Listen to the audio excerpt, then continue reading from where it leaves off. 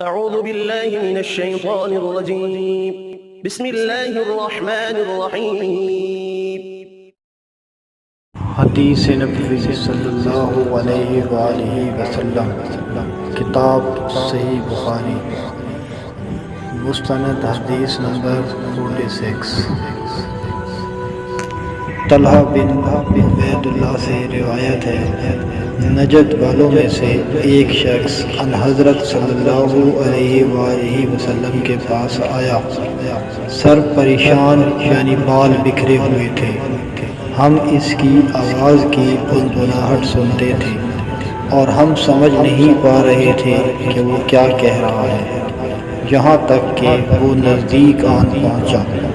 جب معلوم ہوا کہ وہ اسلام کے بارے میں پوچھ رہا ہے، ان حضرت صلی اللہ علیہ وآلہ وسلم نے فرمایا کہ اسلام دن رات میں 5 نمازیں پڑھنا ہے۔ اس نے کہا، بس اس کے سوا تو اور کوئی نماز مجھ پر نہیں؟ آپ صلی اللہ علیہ وآلہ وسلم نے فرمایا، نہیں، مگر تو نفل پڑھے تو اور بات ہے۔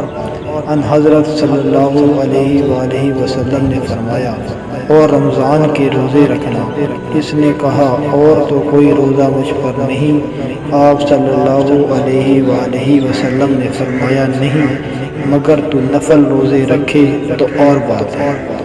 طلحہ نے کہا، اور ان حضرت نے اس سے زکوٰۃ کا بیان کیا۔ وہ کہنے لگا کہ بس اور کوئی صدقہ مجھ پر نہیں ہے۔ آپ صلی اللہ علیہ وآلہ وسلم نے فرمایا، نہیں، مگر یہ کہ تو نفل صدقہ دے تو اور بات ہے۔ راوی نے کہا، پھر وہ شخص پیٹھ موڑ کر چلا، یوں کہتا جاتا تھا، خدا کی قسم میں نہ اس سے بڑھاؤں گا نہ گھٹاؤں گا۔ ان حضرت صلی اللہ علیہ وآلہ وسلم نے فرمایا، اگر یہ سچا ہے تو اپنی مراد کو پہنچ گیا۔